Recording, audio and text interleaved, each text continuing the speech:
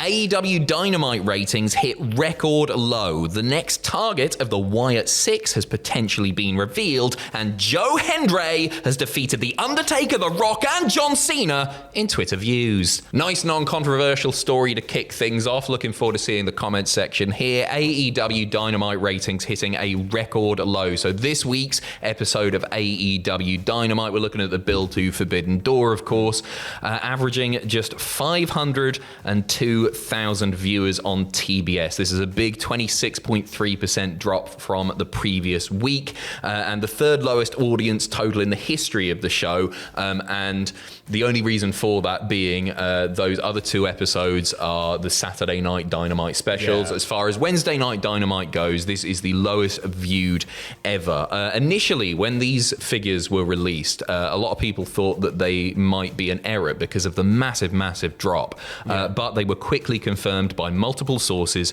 to be accurate. Just going a bit further in depth here, Dynamite finishing third on the cable charts with a 0.16 rating in the 18 to 49 demo. That is down 30.4% from the previous week, the lowest number in the history of the show. First of all, we'll talk about a few of the reasons for this. Obviously, again, this is going to be incredibly divisive, very controversial, but I think these things are worth noting. It was going head-to-head with the College World Series on ESPN, Olympic Trials on NBC, and also Juneteenth, there was a big Kendrick Lamar concert streaming on Amazon Prime as well. But all of those things aside, which will have had an impact, still a really rough number. Yeah, it's quite the percentage to fall. So I see why a lot of people immediately will be looking at it like it's an error, but the fact it's being ratified is like, I'm struggling to work out exactly what it is.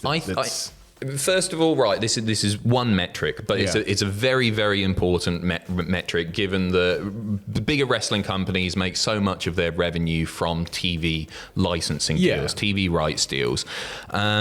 For me, a big part of this is actually my least favorite time for AEW. On the calendar, the build to Forbidden Door, I think, is my least favorite time because I don't get enough of a chance to watch like New Japan Pro Wrestling or CMLL, and so a lot of these people that are coming in, I'm fairly unfamiliar with. I know who they are, but I'm not necessarily invested in their characters. So I think that might be a big part of it. I will say that I think AEW, Tony Khan does a really good job of balancing out that Forbidden Door build with proper AEW stuff. It's not just this person against this person from a different promotion. The storyline stuff does still happen, but sometimes it can feel maybe a little bit disjointed, a little bit like, okay, I was really getting into this and now that person's doing something else. So I always look forward to the post Forbidden Door. So it's kind of like a window of time that you see as maybe people kind of just cool off a little bit if they're not so much into or have the time to really digest all of this other product. Maybe if you're not watching other promotions, you might not be so fussed about MJF versus Hechicero or something like that. Even though it is canon, it's almost non-canonical in a way, I guess, where it's sort of like it's just its own thing, and then you carry on afterwards. It feels like maybe a bit of a roadblock to some fans, myself included there. I think there are other reasons as well. I think AEW have lost a lot of goodwill with the Punk stuff, especially. I think that's turned people off. They've JR coming out earlier this week saying, I wish he was still with the company, and it doesn't help. It doesn't help at all. Doesn't help them. They lost their biggest draw there. Yeah. They really, really did. Live attendances show that, and these dwindling ratings, it's really bad news. And I see some fans like celebrating it. Your WWE diehards are like, it's brilliant. I don't think it's a good thing because I want him to succeed. The more promotions that are successful, the more people that can wrestle, the more it becomes, wrestling is just elevated, right, as a whole. So for sure. More places for people to work. It's one of those things. You shouldn't be celebrating the downfall. This could just be a blip. We may see a turnaround in ratings after things start to turn around. But for me, it's a big part of it is it just feels like we're hearing all these negatives constantly about AEW, as you was alluding to, that the half full houses and things like that. I want smaller venues. I want better atmospheres, and I want to just build from there. And I think this is what we should be doing. We've got Wembley coming up, and this is sort of scary on the road to Wembley. Ticket sales are decent still for Wembley at the moment. They're decent for Wembley at the moment, but going into Wembley this year, is there enough goodwill there to go on for another year? If ratings begin to tumble in this manner? I don't think there's any risk of AEW folding or anything like that. I think this, you would hope that this won't affect the TV rights deal. We'll talk about that in just a moment. Yeah. I will say as well, I thought it was a really good episode of Dynamite as well. On there, you had MJF versus Roosh, which was probably going to be the pay-per-view match, but politics. Acclaimed versus the Young Bucks. Claudio versus Claudio versus Pac. Really, really good wrestling as per usual. A report from Fightful Select indicating that those backstage in AEW aren't panicking about the record low ratings this week. One reason given for such low viewership is that instead of its usual Big Bang Theory lead-in, so the previous show is normally the Big Bang, instead of that, it was preceded by Marvel's Black Panther. Black Panther had a significantly lower viewership than Big Bang Theory usually draws. So fewer people watching the previous channel carrying over to AEW Dynamite. Sheldon Cooper, very much their biggest draw. But yeah, Joking. I was going to say, if you're a big chunk of your viewers are fans of Big Bang Theory, should you not just want rid of them anyway? It's a good chance to start again. I didn't even realize they were still making that. Didn't they make the Baby Sheldon show or something about they're Smart reruns. Baby? They're reruns. It's super over. It's just one of those things. Get Seinfeld back. That's much better. I agree. A Warner Brothers rep told Fightful the company isn't placing too much value on 1 week of low AEW Dynamite ratings. Expects next week to be better. And another source from Warner saying that this low rating has no effect on negotiations between AEW and Warner Brothers. Ultimately, that's it, right? If this is just a 1 week or a 2 week kind of rocky period, that's one thing. But if it continues to track down, that's when they really start to worry. This is it's an anomalous figure, and it may remain an anomalous figure. It could be that we're back to standard ratings the week after. So time will tell on it. Time will tell. I mean, it just has such a huge financial implication. If the rating does continue to drop, then the TV rights deal is smaller, surely. And fandom puts such stress on ratings, and I think that it can have a knock-on effect on morale as well. So fingers crossed, it is just, Yeah.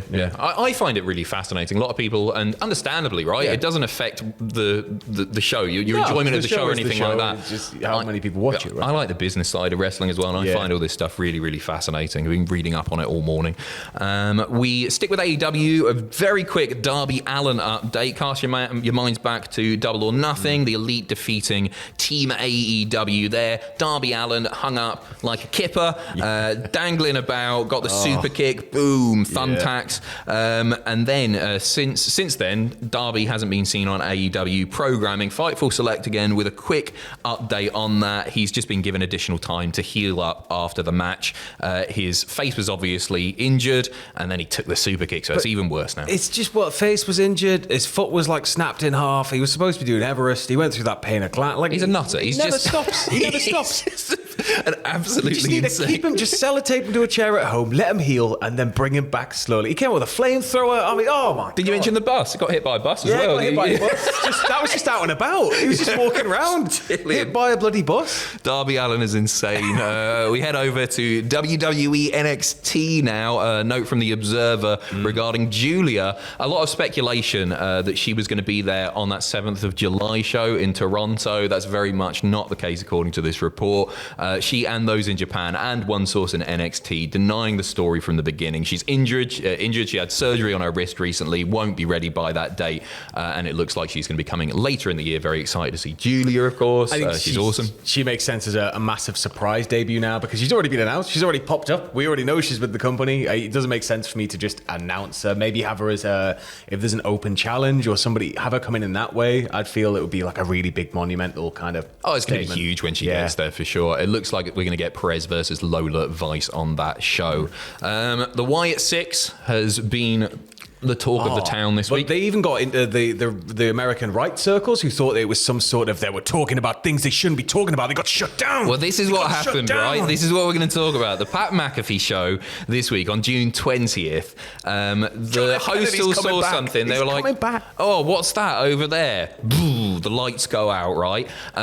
After that, Pat has released a video from the generator-powered security cameras, which is a really nice touch. Really nice touch.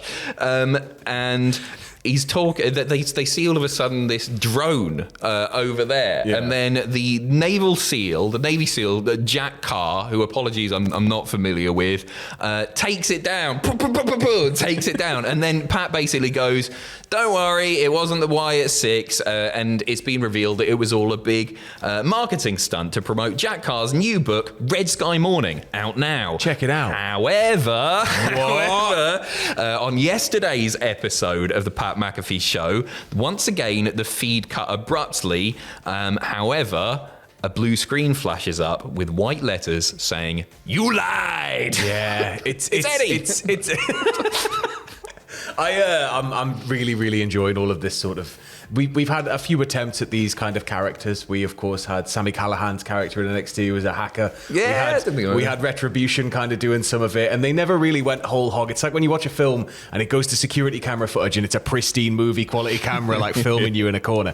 They've gone like whole hog on it. It looks like it's all gnarly and messed up, and I'm all about it. It's great. I assume the "you lied" is in reference to Pat McAfee saying, "Hey, it's just a drone. It's a big marketing stunt." It was actually in reference to the fact that people, again, on the American right believed that this was some sort of the government took down the stream because maybe this was a real hacking. Yeah, this is it. This is a real thing. So Pat McAfee is no doubt cacking his pants ahead of this week's episode of Raw. I can't wait. I'm loving it at the moment. We're going to finish off with some more lovely positive news. It's going to be so good in this mix. It's going to be great. It's interesting, isn't it? Because it doesn't seem like they care who they target. Chad Gable was taken out. He's a big nasty heel, one of the nastiest. Pat McAfee, universally beloved, right? Yeah. So they're just going for anybody right now. As I said, we're going to finish off with a lovely little story to counteract the first story in this video. Joe Hendry has hit a major milestone. This is bonkers, right? He has defeated, as I say, The Undertaker, The Rock, John Cena in Twitter views. Everybody. Everybody. This year, right? Joe Hendry has eclipsed all of those in Twitter views with his NXT debut in that Battle Royal. He wrote on Twitter, X, "Joe Hendry debut is now WWE's most viewed X-Post of the year so far. Thank you, wrestling fans." Isn't that lovely? Yeah, I mean, amazing. It's just wild to think, Joe is one of the hardest working people. Like we've worked with Joe before, and to see him turn up and then that response, seeing the room shake, and then just watching the metrics, it's insane. Awesome. But he's undeniable now, absolutely undeniable. Nobody deserves it more. Yeah. He's a hell of a guy. I can't wait to see what is next for Joe Hendry, local hero. He's not local hero anymore. So prestigious. Even JBL was like, I can't get the song out of my head. Yes, amazing. Yeah. Everybody's bigging him up. It's been a great week for wrestling. Not AEW Dynamite. Anyway, right, take care of yourselves. Next week. We got some really, really cool stuff coming up this weekend, actually. This evening at 6:45, we are ranking every WWE I Quit match ever, including AJ versus Cody from the past weekend. Tomorrow, a massive, massive deep dive from Tom Campbell about arguably, in some fans' eyes, the greatest wrestling game of all SmackDown time. 2, know your role. I agree. No, anyway, we're not going to get into that. Tom makes a very compelling argument. It's one of the most influential games ever. We're talking about No Mercy on the N64, of course, and a lovely little list in the It's evening. a hell of a video as well. Andrew's absolutely Amazing. killed that. And the edit's great as well. Check it out tomorrow afternoon. You can have a look at that. Enjoy the rest of your weekend. Take care of yourselves. Goodbye. Don't be too angry in the comment section. It's just wrestling. Go on, vent, vent, vent. Tatty bye.